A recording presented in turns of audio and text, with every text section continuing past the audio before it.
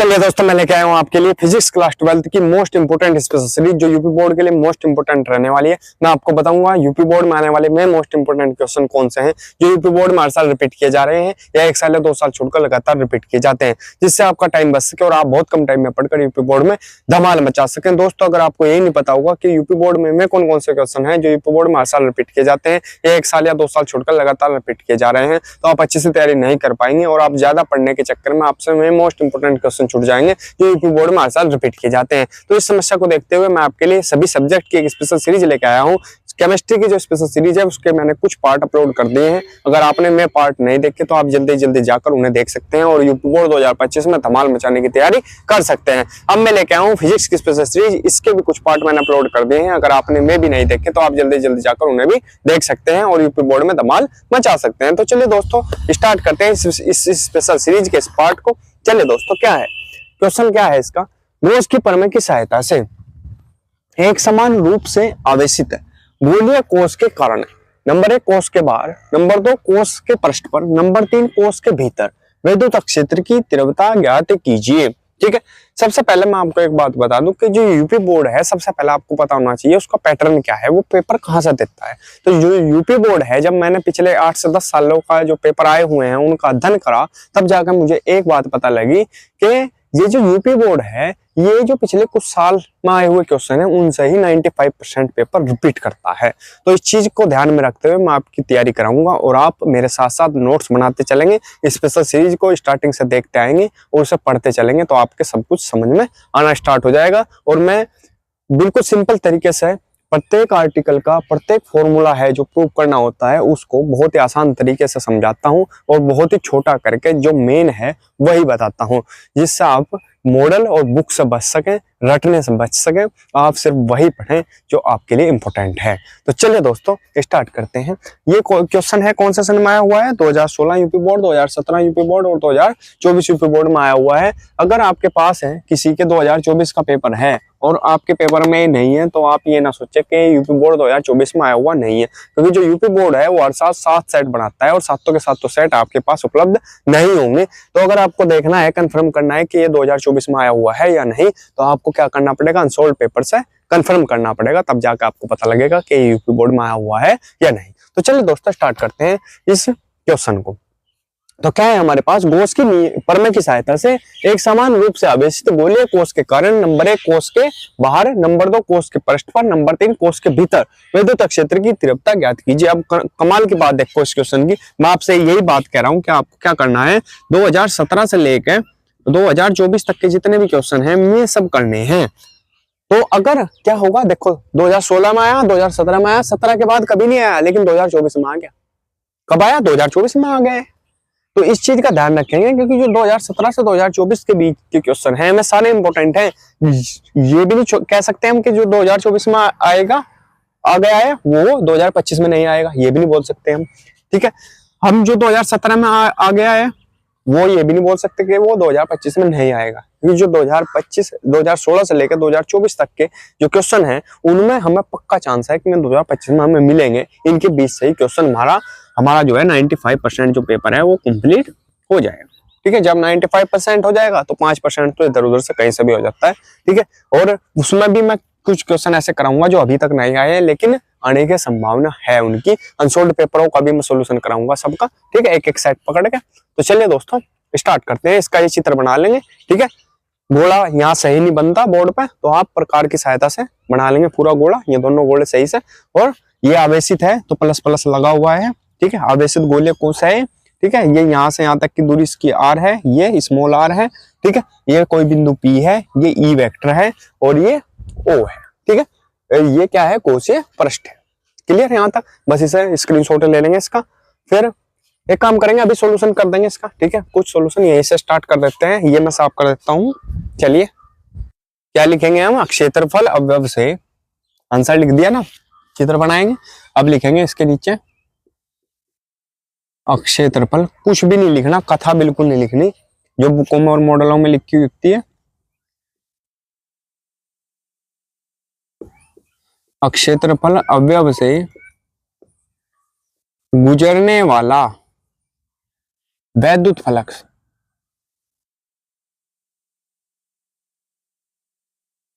वैद्युत फ्लक्स क्या होता है, डी फाई ई बराबर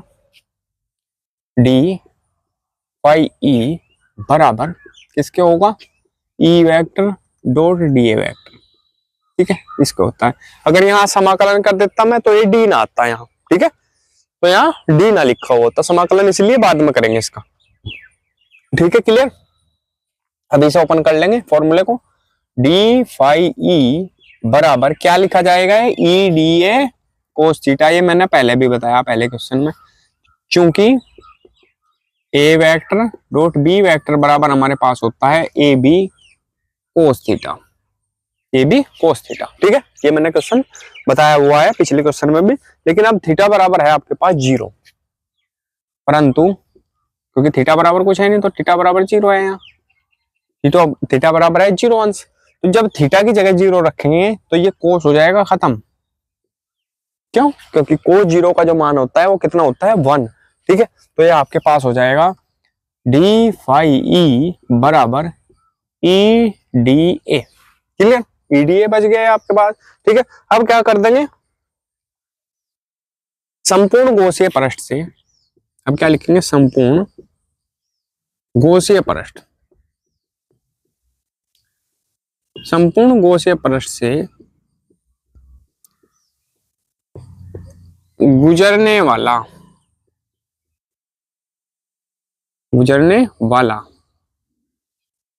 वैद्युत फ्लक्स,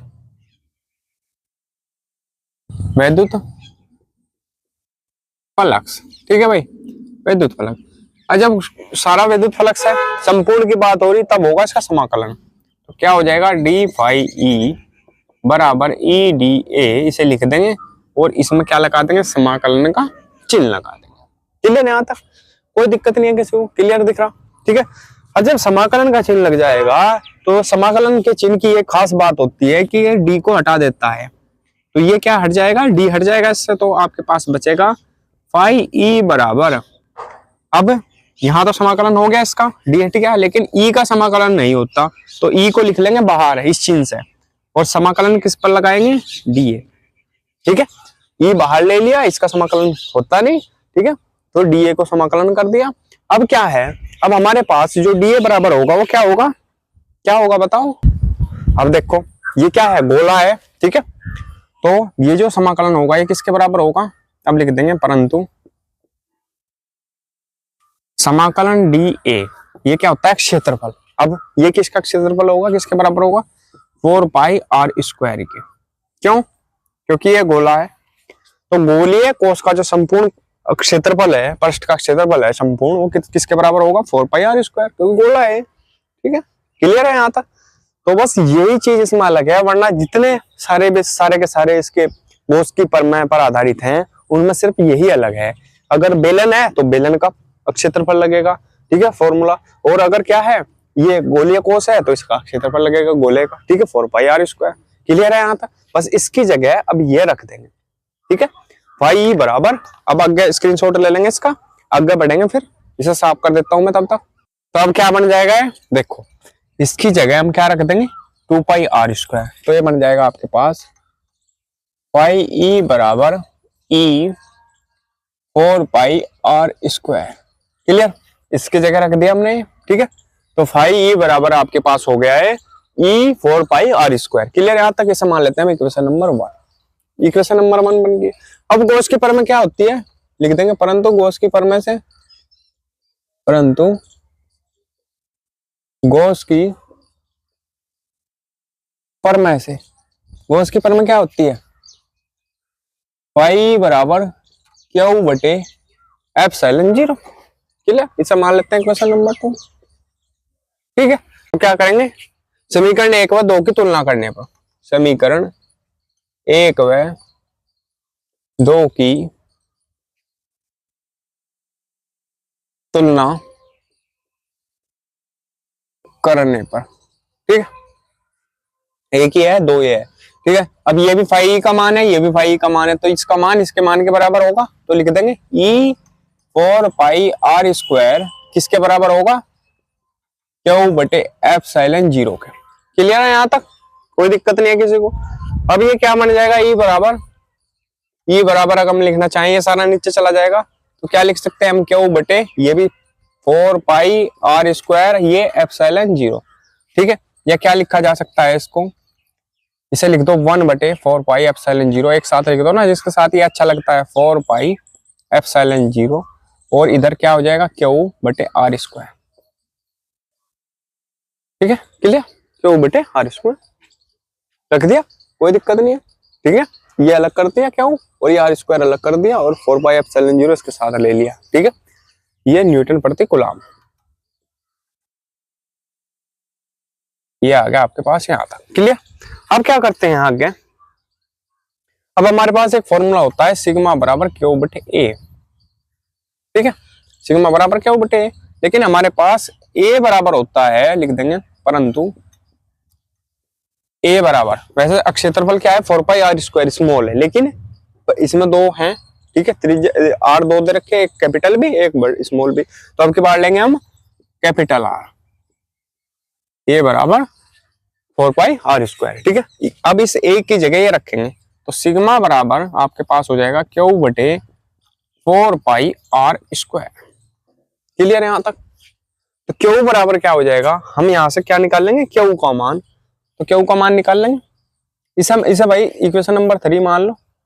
ठीक है, यहाँ क्यू का मान निकाल लो, तो कैसे निकलेगा, इसके बटे 1 मान लेते हैं, इसकी इसमें गुणा करेंगे, इसकी इसमें गुणा करेंगे, क्रॉस मल्टीप्लाई, क्यू की जब 1 में करेंगे तो क्या आएगा, क्यू बराबर सिग्मा की 4 पाई आर स्क्वायर में करेंगे तो लिखा जाएगा sigma 4 pi R square. Clear, इसे मान लेते हैं हम इक्वेशन नंबर 4। ठीक है, इक्वेशन नंबर 4। अब यहाँ तक का स्क्रीनशॉट ले लेंगे, आगे बढ़ेंगे, फिर मैं साफ कर रहा हूँ आगे। अब ये जो क्यू का मान है यहाँ रख दो समीकरण 3 में, तो लिख देंगे समीकरण 3 में क्यू का मान रखने पर, समीकरण 3 में क्यू का मान रखने पर, अब रख देंगे मान इसमें, ये है समीकरण 3, यहां रख देंगे, क्या हो जाएगा ई बराबर 1 बटे 4 पाई एप्सिलॉन 0, क्यू की जगह क्या रखेंगे सिग्मा 4 पाई आर स्क्वायर, तो रख देंगे सिग्मा 4 पाई आर स्क्वायर, यही तो है ना, ये है कैपिटल है, आर क्या है कैपिटल है आर स्क्वायर।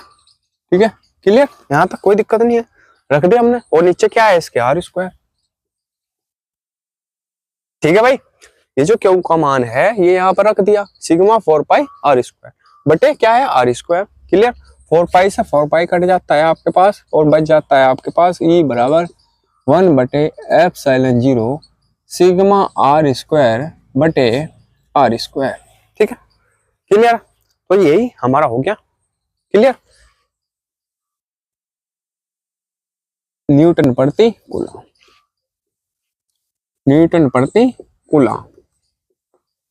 ठीक है, एक तो हो गया ये। अब सेकंड नंबर की जो बात आती है वो आती है हमारे पास गोलीय कोष के पृष्ठ पर। अब गोलीय कोष के पृष्ठ पर करेंगे हम। ठीक है, ये गोलीय कोष के बाहर था, अब करेंगे गोलीय कोष के पृष्ठ पर। सेकंड,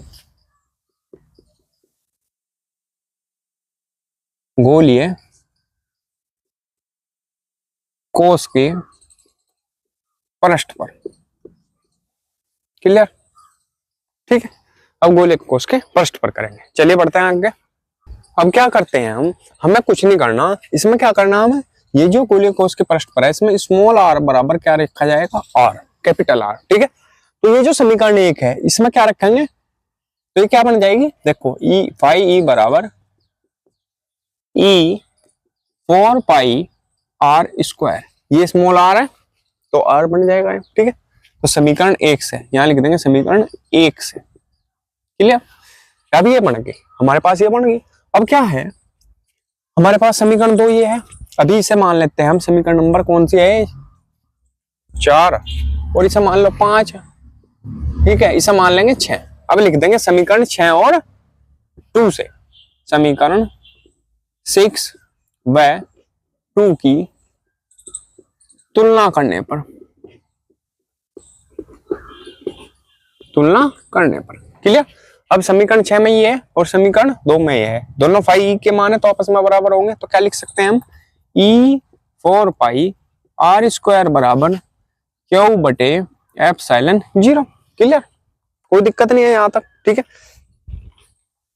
या ई बराबर आपके पास क्या हो जाएगा, इसे सबको नीचे ले लेंगे, क्यू बटे 4 पाई आर स्क्वायर एप्सिलॉन 0, ठीक है, क्लियर है, बिल्कुल।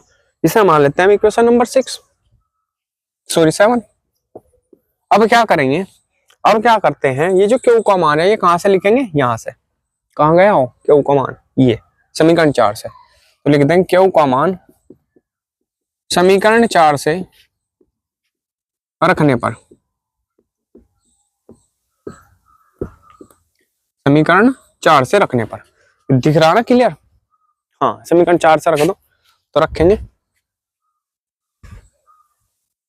यहां पर, तो E बराबर आपके पास हो जाएगा, क्यू का मान कितना है, ये सिग्मा 4 पाई आर स्क्वायर बटे 4 पाई आर स्क्वायर, नीचे तो यही एप्सिलॉन 0। अब ये देखो 4 पाई से आपका 4 पाई कट जाएगा, आर स्क्वायर से आपका आर स्क्वायर कट जाएगा, क्या बचेगा आपके पास, सिग्मा बटे एप्सिलॉन 0, ठीक है, सिग्मा बटे एप्सिलॉन 0। तो ये जो आपके पास आया है, हमारे पास क्या आया है, E बराबर सिग्मा बटे एप्सिलॉन 0, यही है पृष्ठ पर, गोलीय कोश के पृष्ठ पर, ठीक है, वैद्युत क्षेत्र की तीव्रता, ये होगी आपके पास न्यूटन प्रति कूलम। इसे मान लेंगे इक्वेशन नंबर 7 होगी 8, ठीक है। अब आ जाते हैं गोलीय कोश के, अब आते हैं कहा, गोलीय कोश के अंदर। अब लिख देंगे नंबर 3 गोलीय कोश के अंदर, गोलीय कोश के अंदर, गोलीय कोश का जो अंदर है वो क्या होता है, क्यू बराबर 0, क्यू बराबर 0। जब क्यू बराबर 0 होगा तो सब कुछ क्या हो जाएगा, 0, तो ई का मान तो अपने आप 0 हो जाएगा। जब एक 0 है, ये भी 0, हिमालय 0 है तो सब 0, ये 0 है क्यू का मान, तो ये भी सारा 0, ठीक है। तो क्या हो जाएगा, क्यू बराबर 0 होता है इसमें, तो ई बराबर भी, तब ई बराबर भी क्या होगा, 0। तो ई का मान इसमें विद्युत क्षेत्र की जो तीव्रता है वो 0 होगी, ठीक है। स्क्रीनशॉट ले लेंगे, इसका कंप्लीट हो गया है क्वेश्चन, ठीक है, स्क्रीनशॉट ले लेंगे। तो दोस्तों अगर वीडियो अच्छी लगी हो तो प्लीज वीडियो को लाइक कीजिए, कमेंट कीजिए और हमारे चैनल को सब्सक्राइब कीजिए और घंटी का बटन भी दबा लीजिए, जिससे आपको हमारी वीडियो की नोटिफिकेशन सबसे पहले मिल सके। मिलते हैं अगली वीडियो में, तब तक के लिए बने रहिए हमारे चैनल पर। धन्यवाद।